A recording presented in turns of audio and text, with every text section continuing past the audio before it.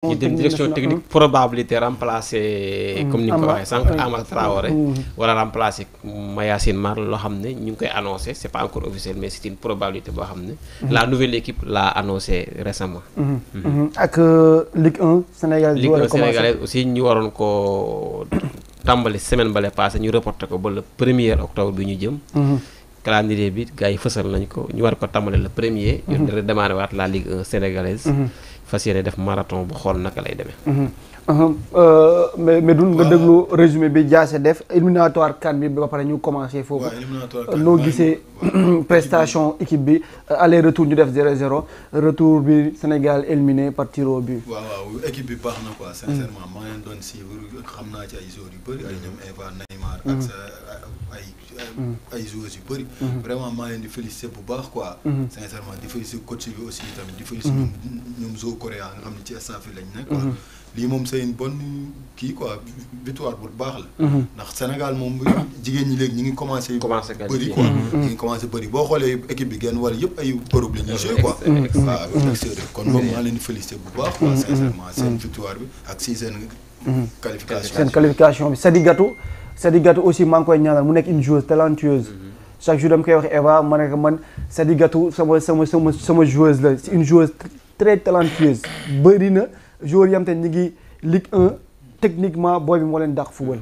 am naa ci benn joueur sax mi ngi dëkk Kër Massar. Kër Massar Nogoy Pen. moom tamit mi ngi woon ci banc bi. mais c'est un excellent footballeur. moom tamit ndaanaan la maa koy féliciter bu baax. moom sama sister la sama lépp la. waaw Nogoy ñu ngi féliciter. Nogoy Pen dañu fexe indi ko plateau bi. ñu indi ko non man xam naa ne dinaa leen kii. waaw bu ñu ñibsee ko waaw non bu ñu ñibsee dinaa ko wax. après Cheikh moo koy indi. Cheikh noo gisee. waaw xam naa waaye ba ñëw sànni Eva nii rek.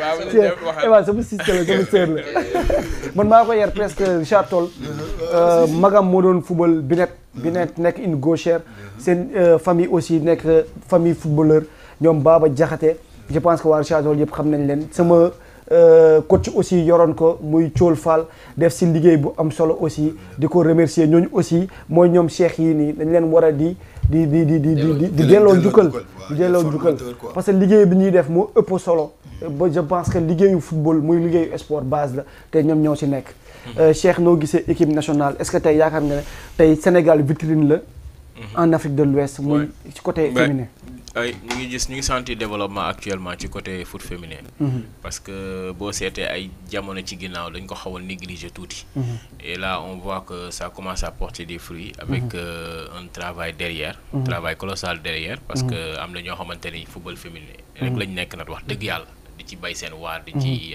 investir man mi sax am na jamono ji ma commencé woon avec sama centre bi di former wala ay jigéen ba keroog sax génération foot dernière kii bi ñu ñëwoon test bi ñu ñëwoon repéré woon nañu Ami Collé sama benn joueuse de 12 ans waaw ba Salam Lam moo ñëwoon boobu mais vraiment elle est intéressante bu ñu commencé avec les filles dinaa la woo mu ñëw mais je pense que ba léegi commencé guñu donc loolu tamit war nañ ci gën a veiller centre de formation yu mel ni GF waa Dakar Sacré-Cœur defe naa am na Dakar Sacré-Cœur Marianne maa ngi lay nuyu di la ziar Marianne coach Marianne mais en tout cas ñoom ñëpp defe naa dañ leen ko imposer mais nañ ko def ñoom ñëpp nañu former ay jigéen parce que ñoom it ci lañ bokk mooy nuyu waale aussi Kumba Bayo kooku sama joueuse la aussi maa ko doon jàngal sama élève récemment seet si na ma mu ne rejoindre woon AS Pikine récemment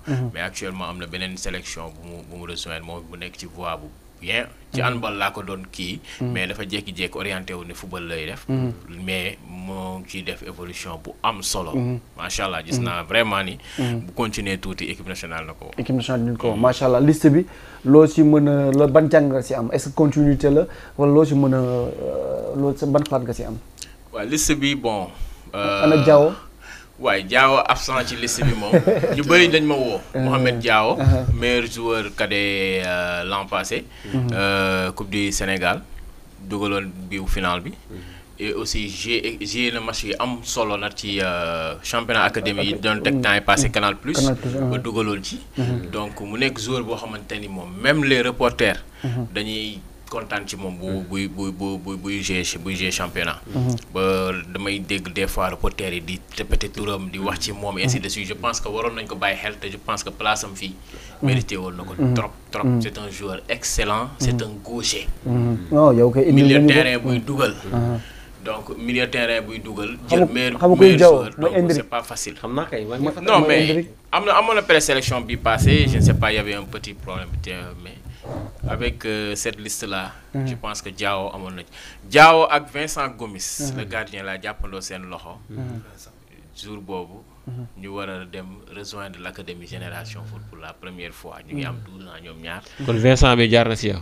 non ci Père Omar si la néewoon dem si yàlla si mu koy waa Kër Massar dëkk mais xam nga mag Père Omar daa am lu ñu meloon ba ñuy def sélection Diao ak Vincent lañ ba ñoom la Génération Foot mu joon jël mais bañ leen jël Père man la waxoon ma yóbbu leen jour boobu ne ma voilà comme da nga yóbbu Diao yóbbaaleel Vincent mais ñoom ñëpp xam nga suñuy booy lañ mais après des années ci kanam ma ñëw Vincent bi ma jàppoon loxoom ñëw tim ma naa ma coach ma ne ko booy ba ma lay indi ma lay Génération fekk na ma ne ko booy ba ma lay indi tolloo si ma ni keroog rek bon maa ngi wax ak Diao téléphone mu passe ma ko ñuy waxtaan ma koy tooñ na ko dama la war a yóbbu talent du mois Gomis waaw mais yow moom si tu n'es plus un talent à présenter waaw de toute façon ñu ngi ñaan daal équipe bi am ndam indi coupe bi même à l'absence de mon joueur Diao ak ñoom ñëpp suñuy joueur lañ Sénégal la ñuy représenté du coup ñun lu ñuy ñaan moom mooy ñu jël ndam li indi ko prochaine fois nag Diao bokk ci Diao inshallah Medoune comme ni ko Cheikh waxee est-ce que yaakaar nga ak liste bi équipe bi war a mën a viser au moins carré d'as bi quoi waaw yaakaar naa équipe bi parce que coach bi liggéey ak nag ñoom quoi parce que ñu doon nekk en regroupement fermé ak yooyu noonu yëpp quoi pour man booy yi baax nañ am na ci ay booy yu baax am na booy yoo xam mérité woon nañ pour ñëw mais tam ñëpp des fois bu coach defee sélection am rek ñu respecté sélection quoi mu am ay raison mais am na ci benn booy exemple de gauche Mohamed Sy moom laa bëggoon yan booy la ñu mën a surveiller si am na ne Mohamed Sy kooku moom nañ ko surveiller sama booy la fu mu nekkoon mi ngi dëkk Kër Massar noonu booy bi Kër Madior la nekk Kër Madior lay jouer quoi Kër Madior am na booy mënu football moom moo dugaloon moom moo ñëpp dugal un excellent footballeur te gauche la Mahrez la ko gars yi di woo sama booy la des fois mooy ànd ak moom di ko entraîner di ko wax nii ngay def ak nii ak nii moom du topp keneen ku dul man nee na man maay idoolam parce que daf ma gis muy football ak yooyu noonu yëpp mais nañ ko surveiller Mohamed Sy retenez bien son nom ñu mën a surveiller moom laa Mohamed Sy excellent footballeur waaw mais les Mohamed tamit moom vraiment les Mohamed yi ma gis yëpp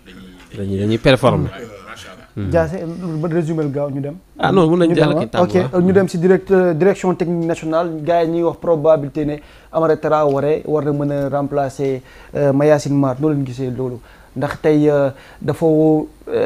tey loolu noonu nga ko gisee nan ngeen koy jàngate man pour man war na ko mën a remplacer tamit qu'on se dise la vérité parce que Amara Traoré il a vécu quoi il a été footballeur parce que directeur technique national tamit doo ay foode waaw loolu poste boo xam dafa sacré day da nga koy jox ko xam mooy li ñuy wax naan les hommes qu'il faut est-ce que tey rupture lay indi wala tey day indi continuité loo siy gis man pour man continuité lay indi parce que Amara Traoré mosul génn ci équipe nationale mosul génn ci fédération bi mi ngi ci woon boo xoolee am na yoo xamante ne sax moom mooy gunge booy yi quoi mais comme dañuy wax tam Mayacine Mar tam liggéey na fi liggéey bu rafet mais tamit moom yàgg na fi quoi qu'on se dise la vérité quoi man pour man du rupture quoi man pour man continuité la parce que ñoom ñëpp xamante ne pour man Amara Traoré mérité na ko franchement parlé mais tey nan la war a mën a améliorer coordination bi am te ne tey DTN bi ak club professionnel yi ak football féminin bi aussi ak petite catégorie am te ñu ngi koy waxtaanee yéen ñaar laa boole question bi nan la ko war a mën a améliorer au Sénégal parce que gis nañ ni aussi c'est un problème am na problème bu am foofu. petite catégorie bi. déjà dañ naan la da ngay lëkkaloog benn club. pour nga mën a signer ak moom pour club boobu noonu sa joueur au moins buñ ko bu waree signer club boobu couvrir la. gis nga yooyu noonu lañ fi war a Dakar. gis nga club équipe formateur kii nu mu tuddati les formateurs là nañuy jot indemnité de formation dañ leen teg ci axe. c'est ça dañ ñu proposer benn affaire. parce que aussi ñun mënuñuy daw di ñaxtu ñoom nañ ñu proposer benn affaire. ñëw ñu ne nii ak nii ngeen di def. ba ngeen di jot indemnité de formation. ñu ànd seeg ñoom def ko. c'est simple. mais amul benn formalité yoo xamante ni tey jii mën na tax école de football yi. jot indemnité de formation. ici au Sénégal. te ñuy rey seen bopp ci naaj bu tàng bi pour lan. nañ ñu gestu. on est les hommes de l'ombre. bant fa mu nooyee kaka jubbanti ba mu taxaw kooku noonu war na jot ñaqam ñaq bootaayam nañ ko jox le coach formateur Diassé nee nañ may nañ 10 minutes waaw directeur technique national de man li may wax li Cheikh waxa rek ñu mu bañ a nekk directeur technique de l'équipe nationale surtout c'est ça parce que ñun directeur technique boobu yi may faral di gis ils sont tout le temps collés à l'équipe nationale c'est l'arbre qui cache la forêt l'équipe nationale te directeur technique foog naa ne terrain bi am na ci solo mu wàcc si terrain bi quoi parce que mooy harmoniser maanaam style bi nga xam ne bëgg nañ Sénégal football ko dama jàpp muy professionnel académique waaw c'est ça donc kon war nañu mën a wàcc sur à la base bañ a coller trop ci topp équipe nationale de football parce que équipe boobu amatuñ techniquement amul lu ñu fa apporter man li ma jàpp de foofu réajustement moo fa am mais techniquement ñooñu pare nañ si suuf lañ leen soxlaa ñu jox fa seen expertise comme li Cheikh wax accompagner les formateurs teg leen ci axe comme li Cheikh wax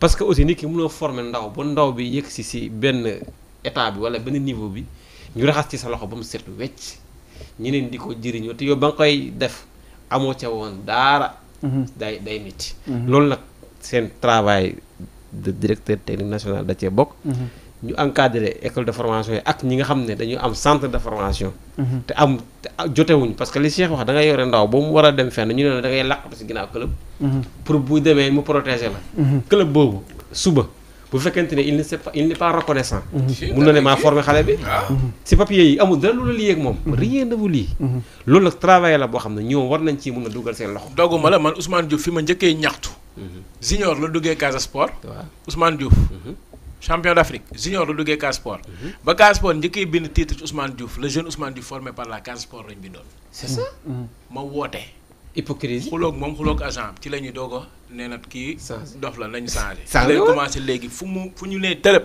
mu ne Cheikh Mbacké jeex na ba à l'équipe nationale ba li ñuy jël CHAN bi te ñaxtu boobu bu ma ko def woon ba woo leen ba c'est ça mais mënuñoo nekk ci naaj bu tàng bi ak benn bal di former benn joueur di former ba mu màgg ñu teg ko seen loxo ñu ne ñoom ñoo ko former ñun loolu ay mbaam lañu directeur technique national ligue loolu lañ koy xaare quoi loolu tuuti laa Cheikh yow mi nga xam te ne aussi nekkoon nga extérieur je pense que tey yow war nga si mën a apporter sa expérience surtout si loolu te li may wax ñoom nañu jàngal directeur technique national nañu dem entraîneur yi ñu jàngal xale yi benn affaire qui me paraît extrêmement important muy dugal bi non mais dugal bi dafa manqué ci mais grand doguma la non su ma gisee xool grand doguma la de dama ne la un tubaab xoola yow da ngay toog di seetaan demi occasion lay am dugal ko ñun 1001 occasion la ñuy am ay coupe CAF ak ay yëpp lépp lu ñuy éliminer ñàkk dugal bii la dugal bit mooy li may wax ñoom directeur technique nañ jàngal gars yi sénégalais mooy entraîneur yi yëpp ñu yor gars yi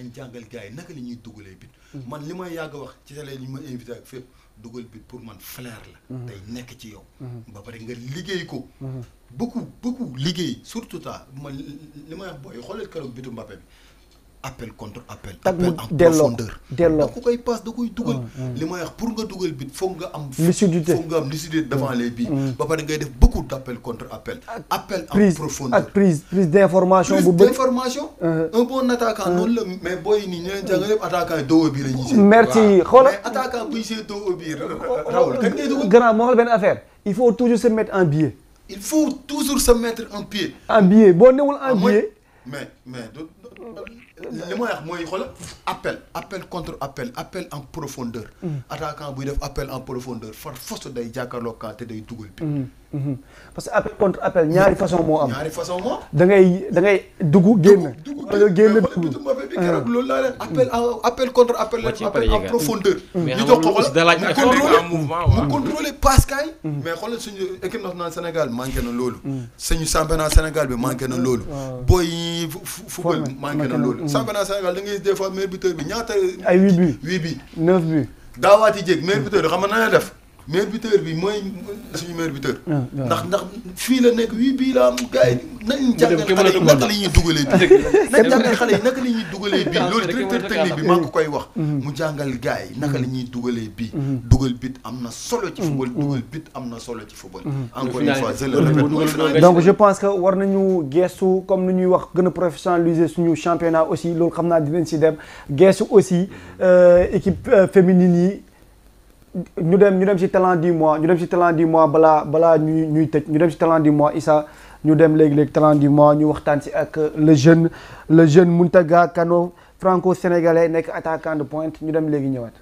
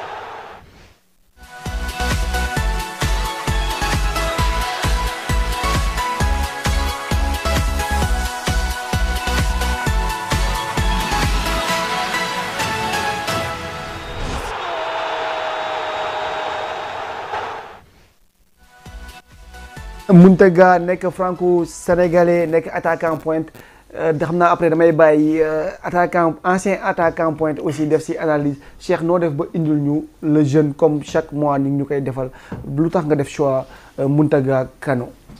waaw Mountaga Kano comme ni nga ko waxee. c'est un attaquant de pointe. Qui a débuté au CFT. Mon centre de formation. Donc il a débuté nag bon. Ben âge boo xamante ni da nga naan. est-ce que mën na dabati football. Est-ce qu'il pourrait se rattraper un jour. parce que amoon na retard quoi. parce que amoon na un peu de retard. mais miracle. Le gosse a travaillé dur. Machallah. Il s'est transformé. C'est un monstre au niveau de l'attaque actuellement. Actuellement c'est une arme redoutable. Même aujourd'hui il pourrait jouer même avec les U17 qui partent en Coupe du Monde. Comme ça. Ah oui, bien sûr. Regarde ses buts. D'abord, U17 Sénégal, tout le temps, on privilégie ceux qui sont ici. Donc, il a pris départ en France en 2024. Bon, il est centre. Donc, du coup, après 2025, départ, France. Nous surclassé. Après, nous avons Bipro. Bipro, en Thaïlande. Une académie qui est à Thaïlande, Bipro, où il s'est perfectionné en attaque et travail personnel. Donc, personnellement, mon travail est remarquable. Parce que moi, je connaissais ses performances. C'était un débutant quand je l'avais. Mais actuellement, on a un pro, prêt pour jouer pro, en moins de 3 ans. Madame, je peux dire que c'est un exemple. Écoutez bien ce que je vous dis. Non, c'est un exemple pour moi. Des joueurs qui ont cru que peut-être ils vont jamais se performer ou bien ils vont jamais être pro un jour. Âge réel, âge réel 2007. Donc du coup, octobre 2007, c'est un gosse qui a de l'avenir devant lui. En si de peu de temps, il a eu cette progression. Je pense que si on lui donne encore un peu de temps, il est prêt à jouer pour l'équipe nationale du Sénégal. Et c'est son rêve en fait. Je le vois comme Iliman Ndiaye. En Norvège, il joue quelle catégorie en ce moment-là? Actuellement, c'est un joueur junior.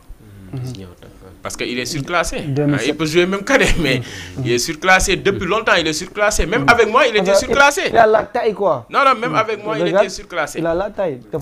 Non, il est élancé. Et actuellement, il a travaillé ses muscles. Et je pense que... Ouais, je pense que il peut faire mal à l'avenir. Parce que, actuellement, je pense que là c'est notre terrain, c'était Mame Dior Keur Massar. Il est là près de moi. Donc je salue de passage l'autre, Natalaine, qui est à côté, Natalaine. Lui aussi, il est en Belgique. C'est un partenaire du club. C'est quelqu'un qui a fait qui a duré un peu au club aussi, au centre de formation. Donc je l'ai eu aussi au centre de formation. Il est rentré en Belgique, mais aussi actuellement il fait des choses pour le centre. Il amène des maillots à chaque fois qu'il revient au Sénégal. Il m'a même offert la Coupe du Monde des talibés, comme je le dis, le tournoi des talibés. Il a été partenaire du tournoi. Il a offert une coupe. Et à chaque fois il vient au Sénégal, il nous offre des maillots. Et Muntaga aussi, il est vers cette lancée. Aimé Muntaga Kano. Aimé Muntaga Kano, comme vous le voyez comme ça, c'est un jeune, mais actuellement, il travaille beaucoup pour persévérer, pour être un joueur de l'équipe nationale du Sénégal. C'est son rêve. Son objectif, c'est d'être un lion de la Teranga. Machallah. Et actuellement, il est prêt pour ça. Il bosse beaucoup, il travaille beaucoup. C'est un attaquant redoutable. Donc c'est un franco-sénégalais, mais le nom Aimé Muntaga Kano. Aimé Muntaga Kano. Son père est sénégalais. Son père est de la Réunion en France. En France, d'accord. Ouais, donc du coup, sa mère sénégalaise. C'est un Sénégalais français.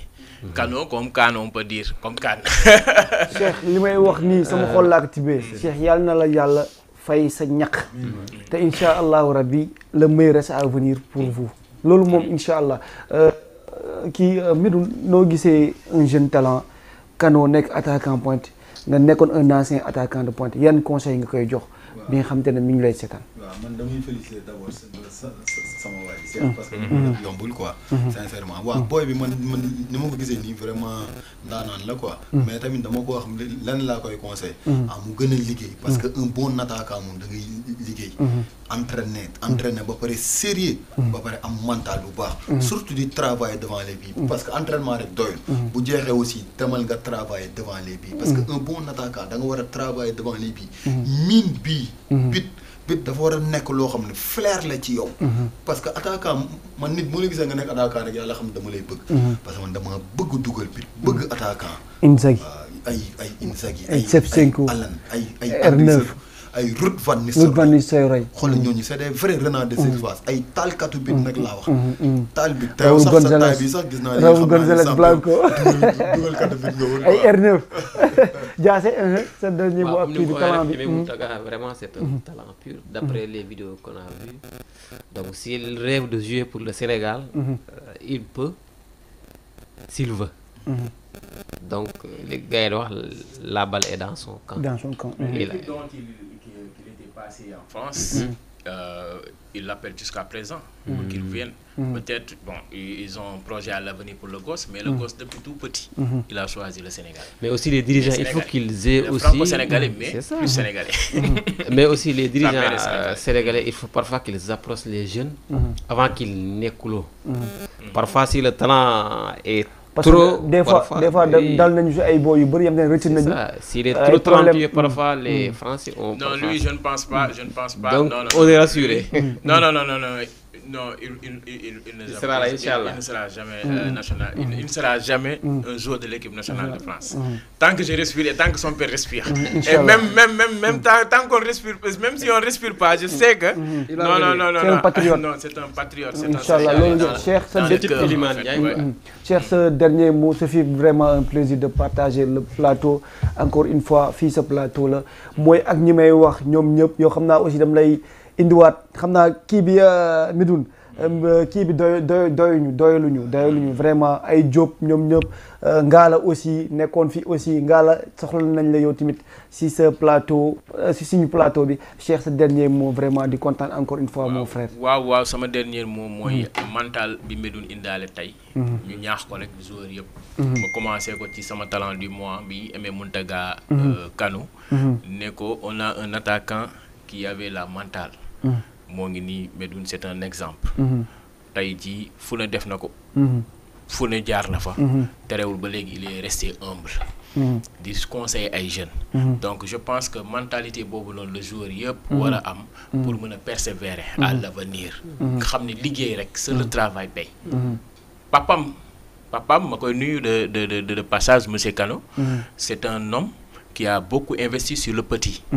Lui il a fait même un peu galérer le petit pour lui montrer que il faut que tu arrives là où tu veux mais pas dans la facilité.